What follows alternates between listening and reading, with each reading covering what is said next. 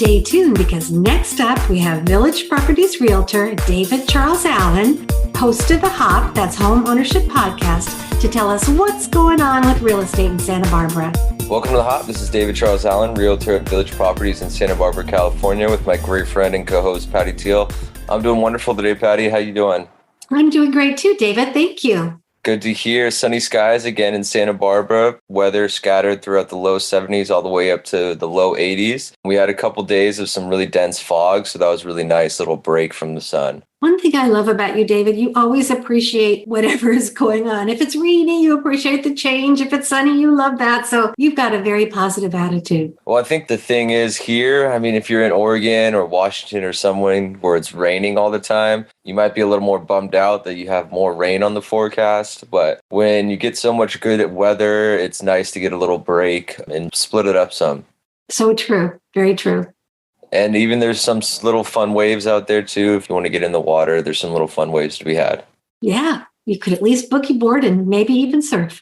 There you go. And in terms of how interest rates are performing, 4.75 for 30-year jumbo and 5.375 for 30-year conforming. So again, not too much movement there, staying pretty consistent, not going up above 6 like they said they might. They kind of been going back down and then up again. So really hard to say what's going to happen, but keep moving along and do what's best for you.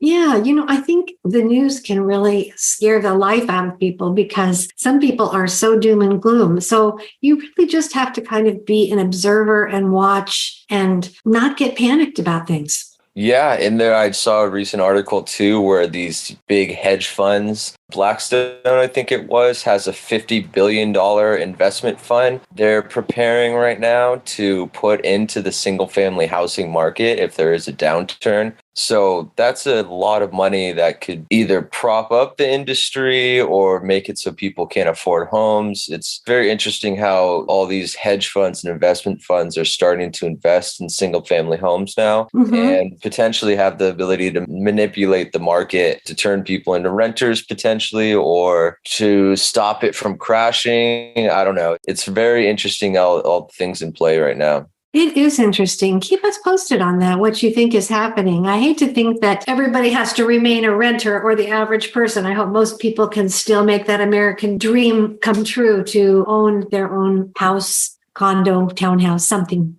Yeah, it's really hard because you're competing against these funds that have unlimited cash, so to say. And if they're not worried about interest rates and what they're doing, it's really tough for the average person to compete with that. And they've been, even over the last 2 years, we've talked about it, they've been buying up entire new developments. So like 200 homes will be built in a development and they'll buy every single one of them and turn them all into rentals. So it's tough to gauge how much further that's going to go, how much more they can own. A lot of people want kind of restrictions on that because it really hurts the end user in terms of affordability and being able to compete. So it's going to be unique seeing how all these things play out. For sure. Now, David, is that specifically happening in Santa Barbara, or would you say it's across the board and across America? It's probably happening more across the board and across other places. Santa Barbara is pretty expensive, so your return on your rent maybe not as high as potentially other places. And we really don't have new developments you can buy up, but there's definitely investments that are happening here as well. It's just not on a scale as, say, somewhere like Florida where you live, where the new developments are always coming up and a couple of hundred homes and they'll just buy all of them. Right. And then in terms of how the statistics have performed this last week, we had 38 new listings, 19 price changes, 19 that closed, 31 that went pending, 2 that expired, and 3 that were coming soon. So 38, it's way better than the 20s were in last week. 19 price changes, again, that's really high number. 31 pending. So it's still a pretty consistent market where homes that are desirable are definitely selling.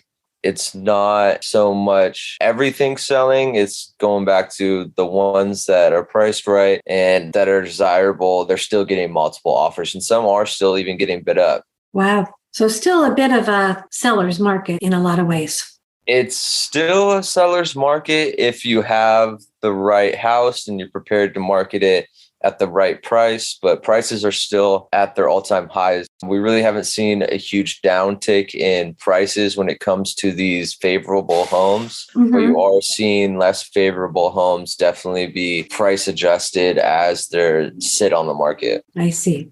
And then any question of the day for me? Well, David, we may have discussed this long ago, but I just wanted to go back over it. When somebody is ready to either list their home or they're looking to buy a home, how would you recommend that they choose the realtor that they want to work with? It's tough. Usually a good realtor comes from a referral. So you either know someone that bought or sold, or you're friends with somebody that you've been acquainted with for quite some time and you trust them. It's all about building a trust. So you can call and talk to multiple realtors if you want, and you really got to get the one that's on your same mindset and the same page as you, one that you think you can trust to work in your best interest. When choosing one, you want to get one you trust, one that has the same mindset. Like I said, even if you don't know anybody, you can always ask a friend or family member for someone they've worked with or a referral they might have, because most of the time, everyone knows 2 or 3 realtors. It's all about going with the one that you feel is going to have your back the most. Good advice, David. And I wanted to ask, do some agents specialize in either representing the seller or representing the buyer? Or usually do they do both? I think there's some cases they represent either the buyer or the seller, but most of the time they do both. I mean, in this tough of a market in Santa Barbara with all the competition, it's in your best likelihood to represent both sides, like as a buyer or a seller, just because you want to have all your options open. But I think in other markets, there's definitely people that only work with buyers and people that only work with sellers. It's all just going to depend across the board. Before you go, I want to make sure that you give your contact information. So if people want to reach out to you, they can do that. Yeah, my number is 805-617-9311. And my email is david@davidcharlesallen.com. Thank you. Bye, David. All right, let's get it again next week. Absolutely. Okay, bye. Bye.